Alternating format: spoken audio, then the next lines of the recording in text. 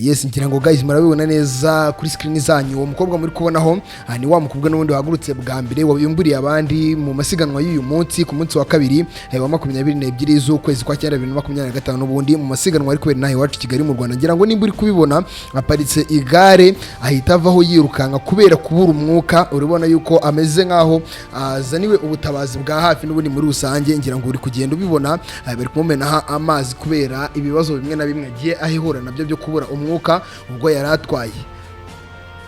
Impamvu ngarutsikanye mi video aragira ngo mbasubize inyuma neza mbere ku buryo cyazamutse ari kuhiga umwuka, ari guhiga imyuka imugezaho yatangiriye n'ubundi kugira ngo arangize umukino. Murabibona yuko yarushye kubera kunyonga cyane, kubera igihaha, gukoresha igihaha cyane. Birumvikana namwe nimba mujya mubibona umunsi ku munsi cyangwa se mujya mukora imikino yo kunyonga amagare cyangwa kwirukanka umunsi ku munsi, mujya mubibona cyane cyane n'ubundi abakora akazi k'ingufu n'ubundi mpamvu dukurikiye umunsi ku munsi. Agira ngo mujya mubibona, muri kubona yuko yabuze umwuka ari kunyonga yirukanka.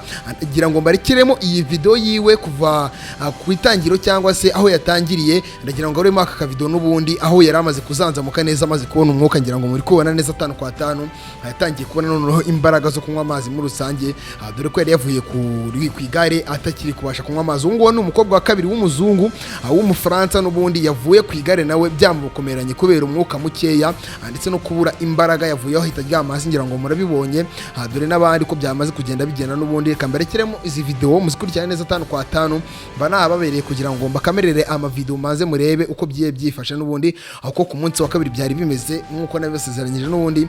Iminsi yose nzagenda nyibagezo n'udushya cyangwa se uko byagiye birangira, uko aba bakobwa bo mu mikino yabo yo mu Rwanda, abanyarwanda ndetse nabo hanze y'u Rwanda uko bagiye barangiza nyine bameze bananiwe byahatari cyangwa se bananiwe cyane n'ubundi muri rusange.